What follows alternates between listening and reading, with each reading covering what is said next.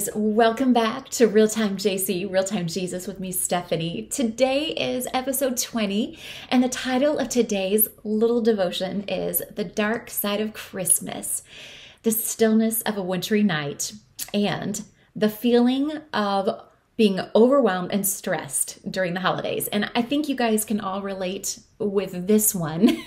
I think that to a certain extent, everybody feels a little stressed and maybe even overwhelmed during the holiday season. And I can't wait to dig in with you today. But first, I just wanted to take a quick minute and welcome to all of you who are joining me for the very first time today on Real Time JC.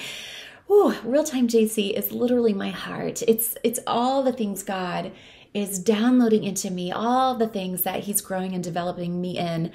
And on Monday, Wednesdays, and Fridays, right directly following my quiet time from my bedroom here in Surprise, Arizona, I film episodes and devotions. And my hope is that you feel encouraged, that you feel loved, that you feel cared for, that you feel the love of your Father. And from me too. We are not meant to walk this journey alone, and we are doing it together. So don't forget to hit subscribe if you haven't already. Follow me on Facebook and Instagram too at StephNickSteph. Even more recently, just last night, there's some pretty cool stuff happening on my page there. So you don't want to miss a single thing. New episodes come out Monday, Wednesdays, and Fridays. I'm not sure where that where that thumbs up came from, but I'll take it. I'll take it. Okay, so are you ready to dig in? I'm ready to dig in too with you. Okay, today, episode 20, I wanted to really help you process what this season means. And I know it seems cliche. Yeah, yes, Jesus is the reason for the season, which 100% is absolutely true. And I think we all know that. We know that. But as we are really digging into the Christmas season, as it's beginning to approach, I know we're after Thanksgiving here. If you're watching this on the day it airs, this is November 29th here, 2023. Thanksgiving just happened last week, almost a week ago, and we're almost to December. And with that comes a lot of extra pressure during the year. And I don't know about you guys, but as I was really processing with God today during my date with Jesus, he really laid upon my heart to let me never idolize something or someone over Jesus, specifically during this time of the year, because it's easy to get so involved in the Christmas season things and to become stressed and overwhelmed. And for me, those sort of things are like in planning of events. I used to be a event manager or special events project manager for a large church here in the Surprise area. And I was in charge of overseeing a huge event where thousands of people would come and putting it all together, just making sure the deadlines were created and then they were not overlooked, and putting together volunteer schedules and I mean, just tons and tons of stuff. And I tell you what, like that became overwhelming, and although it was fun and it created such joy for people around, like to gather the community together and to really just celebrate the birth of Jesus, it also became stressful and overwhelming for those involved, just because it's just a big load. Well, also on top of that, just the regular Christmas stuff that are typically stressful, just spending money on gifts and trying to figure out what would make everybody have a smile on their face on Christmas morning when they open their gifts, or Christmas Eve, depending on when you guys do it. And then also like thinking about all of the things that just typically come up during the year. Just you're shelling out more money during this time. And I know that sounds like, oh, you're shelling out more money. No. I'm not saying it that way, but oftentimes, like, we are spending more money. We're spending more money on utilities. We're spending more money on the food and like the things like elephant gifts for parties and things like that. I think you guys are hearing what I'm saying. It can become stressful. Also, one of the things that I do want to just mention right now are the times that people have walked through in the past during this season, the loved ones who have passed away. It brings up emotions the subsequent years, just because it just does. And today may even be that day where your loved one passed away last year and you're struggling right now and you're feeling overwhelmed from that too. And maybe it's not a stress, it's just a deep grief that you're feeling right now. I myself, to be completely authentic, I walked through a divorce last year at this time. It was finalized during this time last year. And so it was a very sad moment. That whole season was a little bit sad. I think I felt distracted with the Christmas planning of the big event that I was planning last year. And so I didn't really have a chance to really just sit in it and process. And that's what 2023 has really been for me, that healing restoration time. But maybe some of you, like me, have walked through a road of a lost relationship. And maybe you're going through that right now. And it's causing some stress and a feeling of overwhelming time. Well, I just want to take a minute and bring us back to the time when Mary found out that she was carrying the Messiah. Mary immediately believed the angel when the angel came to her. I think most of us would be like, no, that's not happening. Heck no, that's impossible. That's like, you can't literally do that without having another person like the man and the woman, the birds and the bees and all this stuff. I think most of us would not have believed. Mary said, how can this be? But it wasn't how can this be? Like it wasn't a doubtful, how can this be? It was how can this be? It was a astonishment. Like, how could this be? How could this be me? She knew of the prophecies. She knew of the scriptures, of the hundreds of years of scriptures leading up to that moment where it prophesied about the Messiah coming to save the world. And she may have known the scriptures. Obviously, she probably knew those scriptures better than any of us knew them. And guys, like, imagine if it were you in that position of Mary, and this angel Gabriel came and shared with her that she was going to be with child, the child who would literally save the world. I mean, wow. Talk about feeling overwhelmed and stressed and anxious and pressure.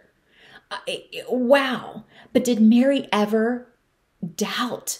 No. She never did, which is just it's such a beautiful attribute of Mary's character, that she walked so closely with God, even amidst all of the oppression that in that day and time that the Israelites lived through, the Hebrew people lived through, Jewish people. I mean, just wow, incredible. But after that time, like, think about all that Mary had to walk through to get to the point where she actually birthed Jesus. The people turned their back on Mary.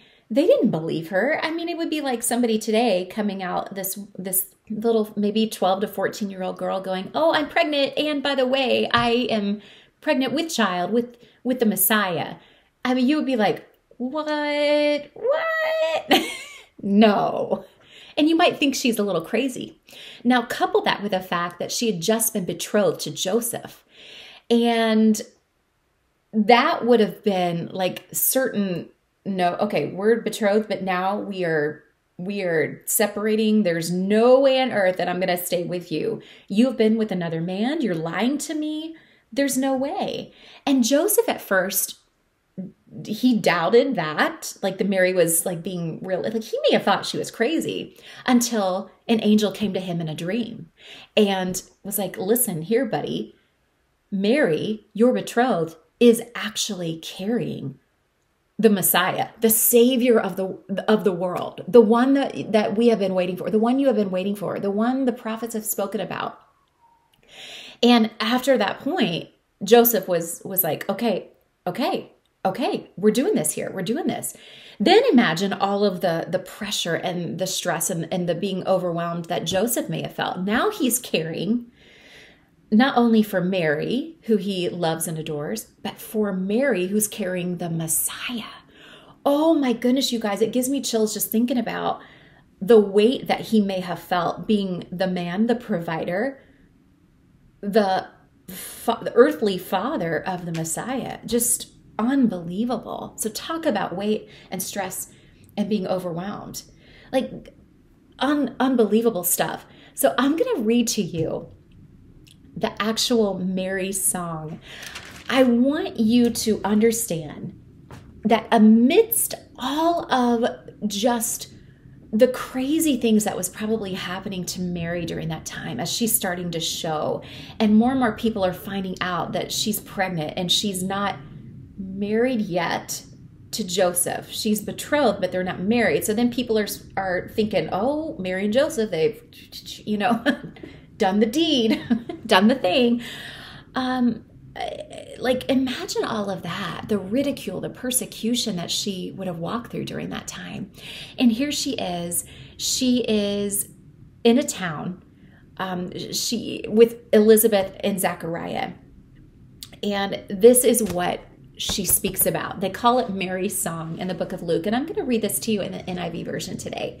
So this is Luke 1:46. And Mary said, "My soul glorifies the Lord, and my spirit rejoices in God my Savior, for he has been mindful of the humble state of his servant. From now on, all generations will call me blessed, for the Mighty One has done great things for me. Holy is his name. His mercy extends to those who fear him from generation to generation. He has performed mighty deeds with his arm. He has scattered those who are proud in their inmost thoughts. He has brought down rulers from their thrones, but has lifted up the humble." Oh, so cool. "He has filled the hungry with good things, but has sent the rich away empty. He has helped his servant Israel, remembering to be merciful to Abraham and his descendants forever, even as he said to our fathers." Wow, guys, like in the midst of everything that Mary was walking through, she praises God. She sees all of the good that the Lord was bringing to her.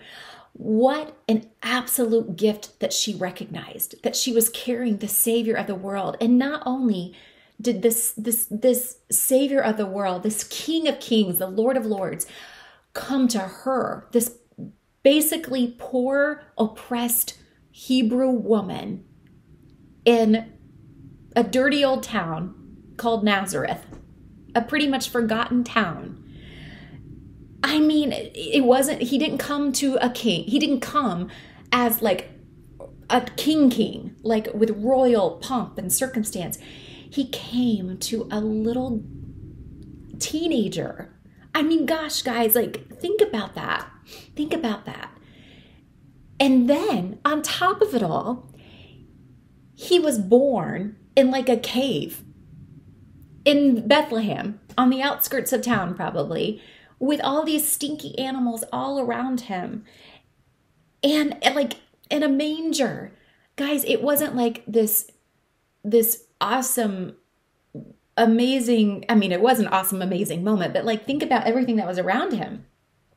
These stinky animals, there was probably poop in there. It was probably super, super cold and not your ideal place to stay. And yet God sent his son. Oh my gosh, it's so amazing.